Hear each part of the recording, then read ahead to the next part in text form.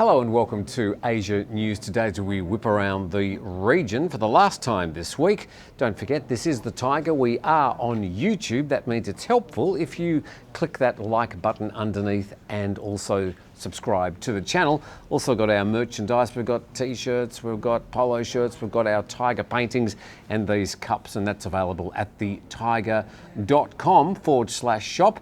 Makes it so we can do this program for free for you each day. In the meantime, an earthquake in Japan with its epicentre near the Fukushima nuclear plant. South Korea hits a new high of COVID infections. Wait for the number. And the Philippines is looking to introduce a 4-day work week to help counter rising energy costs. All that and more coming up in Asia News Today.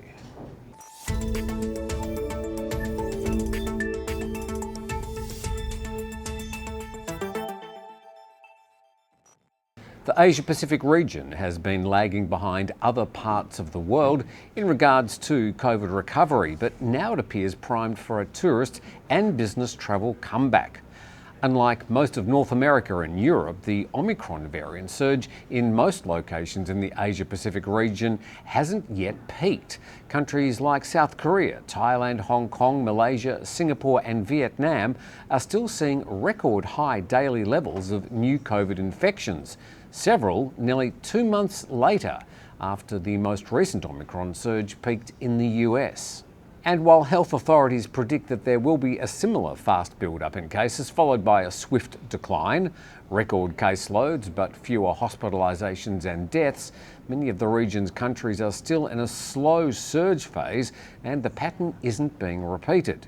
Economists also predict that Russia's ongoing invasion of Ukraine, the sanctions and reciprocal airspace closures throughout Europe are now forcing international airlines to cancel Asia-Pacific services and charge premium fares for the existing flights.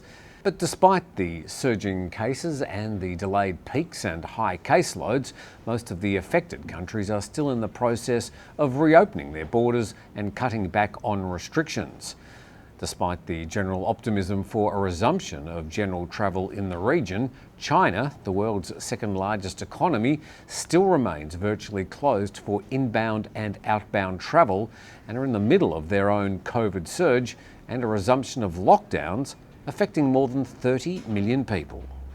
A powerful earthquake in Japan has left at least 2 people dead and another 160 injured.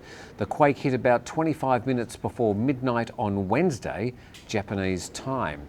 The magnitude 7.4 quake was in the same area as the one which caused the 2011 Fukushima nuclear disaster.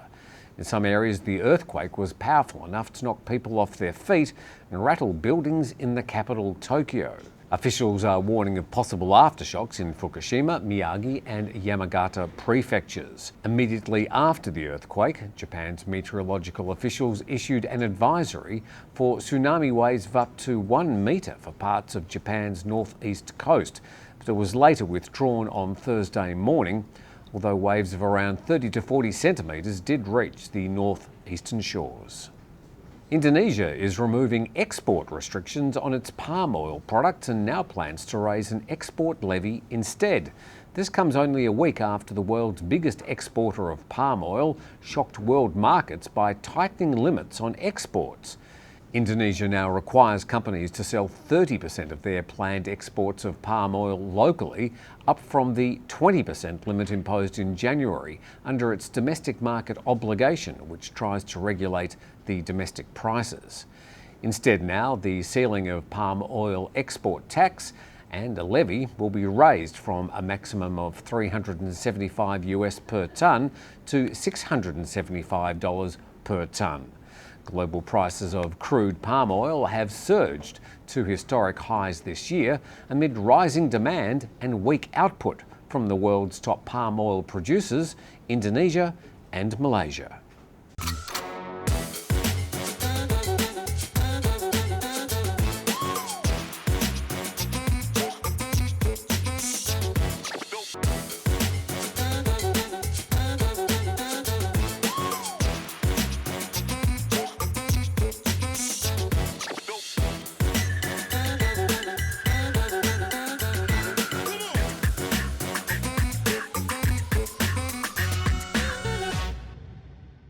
Japan and Australia have introduced unilateral sanctions against Russian banks and public government organisations.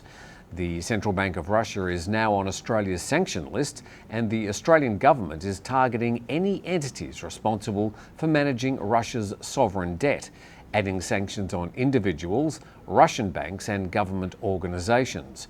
Canberra is imposing sanctions on Moscow's finance ministry and adding 11 banks and government organisations, including the Russian Central Bank, covering the majority of Russia's banking assets, along with all entities that handle sovereign debt.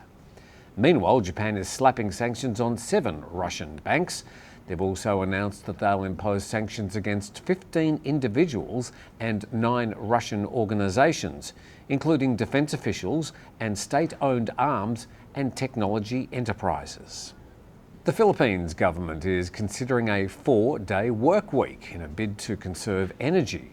Government officials say that as fuel continues to rise around the world, accelerated by Russia's invasion of Ukraine, they need to make drastic changes to limit the impact on Filipinos.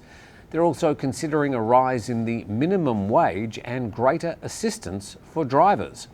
The 4-day work week would see employees working fewer days, but for 2 extra hours each day.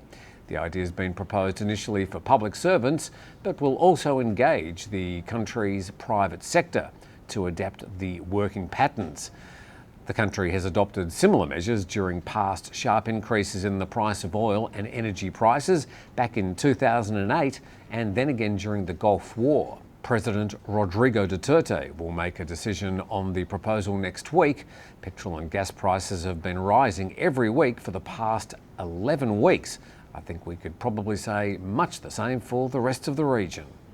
Officials in South Korea are calming public fears after a record, wait for it, 621,266 new coronavirus infections as the government struggles to address its faltering pandemic response. 429 COVID-related deaths were also reported in the last 24 hours. 140 more deaths than the previous single-day record set on Tuesday. They've also said that fatalities may further rise in coming weeks, given the usual interval between infections, hospitalisations and deaths. The outbreak's been significantly bigger than anything forecast by the South Korean government or health authorities, who continue to maintain that the Omicron variant is nearing its peak.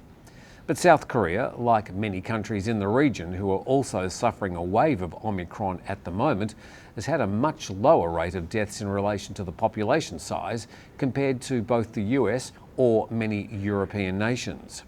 Officials are insisting that Omicron is no more deadly than seasonal influenza for vaccinated people and less dangerous than the Delta strain that hit the country hard back in December and early in January. That's all the main news from the past 24 hours around Asia. We do this 5 days a week. Please tell your friends about it. Maybe you'd like to even share this video and, click on the like button and subscribe to the channel, all that stuff. And we thank you very much for watching today. We've got the weekend ahead. We hope it's a fantastic weekend for you. And we look forward to seeing you again next week with another Asia News Today.